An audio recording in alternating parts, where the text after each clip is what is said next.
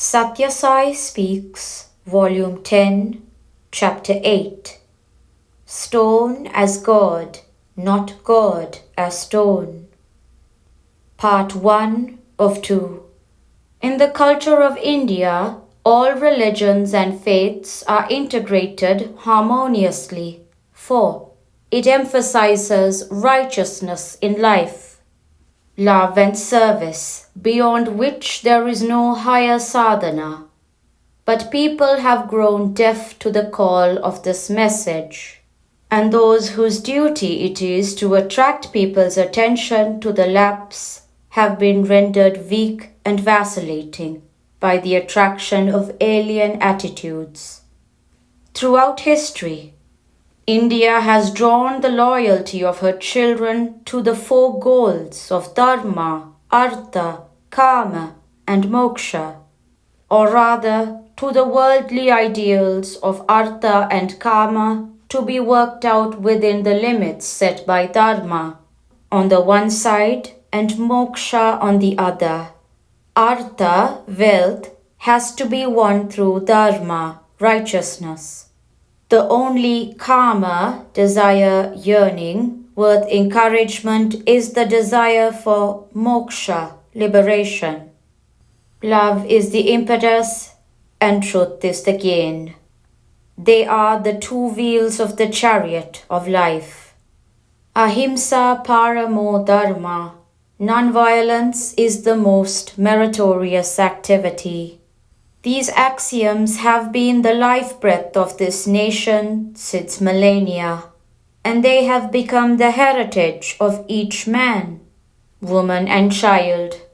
Therefore, it must be said, the present plight, when we find violence stalking the land, and brother standing with dagger drawn against brother, this is a standing disgrace to all that the land has been proclaiming as precious. God can be cognized by pure consciousness only. Hin means himsa, violence, and dhu means dhura, distant, so that Hindu means a person who is devoid of violence, who loves and sympathizes, who helps and serves, not one who hides and hits, harms and draws blood. The same sky is over everyone's head. The same earth supports everyone's feet. The same air enters everyone's lungs. The same God brought all forth, brings up all, and brings about the end of this earthly career. Why then this inhuman role of foe and fanatic, of fight and feud? In the Gita, the Lord has declared, Bijam mam sarva bhutanam. I am the seed for all beings. The tree is a broad spread of leaf and flower, fruit and green. It is a fanned out system of trunk, branches, twigs. All have grown out of one single small seed.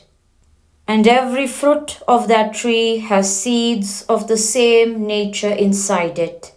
So too, contemplate for a while on the magnificent multitude of life, all its rich variety of strong and weak, prey and hunter, distressed and delighted, creeping, crawling, flying, floating, walking, hanging, diving, swimming.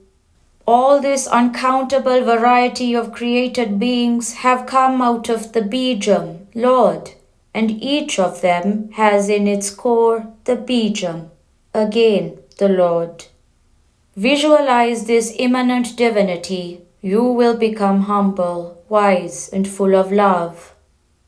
The God who is the origin and the goal can be cognized only by the pure consciousness. After Chitta Shuddhi, cleansing of the mind, is attained. And to cleanse the consciousness, one must start early. The race is won by those who start early and drive slowly. Then they reach safely, not otherwise. Put the little feet on the path of God. The joy of the first steps will lead them forward. We in India see God in trees, in plants, in birds and beasts. We worship Him everywhere, in all things. People laugh at you when you worship a picture, and some weak-minded persons feel ashamed themselves when they do so. But we are treating the picture as God and not treating God as the picture. Worship the stone as God, not treat God as stone. Sadhana is necessary to get the vision of God. Seeing alone is believing for these critics. Will they deny the sun in the sky when the clouds hide it from view? It is the cloud of Maya, the curtain of confusion that hides God from the consciousness of man. The eye affected by cataract swears that there is no lamp in the room, but an operation to remove it is needed for him to become aware of the lamp. That operation is the symbol of the spiritual discipline that one has to undergo in order to get the vision of God. Man is flying to the moon and diving into the sea, but he does not know how to live on earth with his fellow men in love and peace. He moves towards the moon for fear that others may reach it before him, and dives through the sea to strike terror, himself terrified of others. The way to live without fearing or causing fear is laid down in the Gita, the very first shloka of which is about Dharmakshetra, field of righteousness. The shloka is about a question asked by Dhritarashtra. Who is this Dhritarashtra?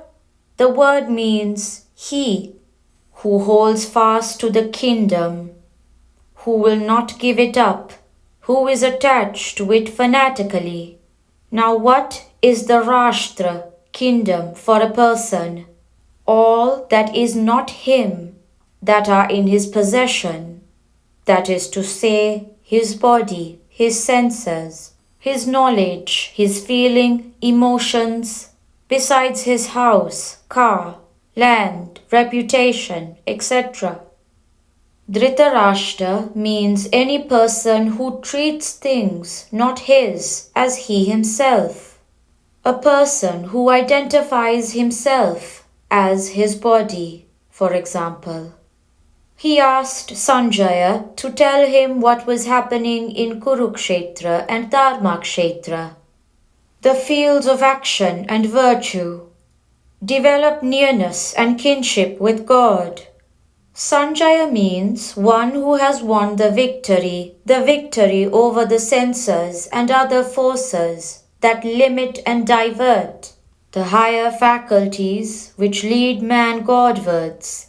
He was asked about the progress of the battle that was being fought in Kurukshetra, which was also Dharmakshetra. His answer is summed up in the very last, the 700th shloka of the Gita. The side that merges in Yogeshvara, the Lord of those who seek to merge their identities, to lose their separate names and forms, Lord Krishna, that side will gain the victory. The first shloka has the question and the last, the answer. The rest of the text is the elaboration of this theme.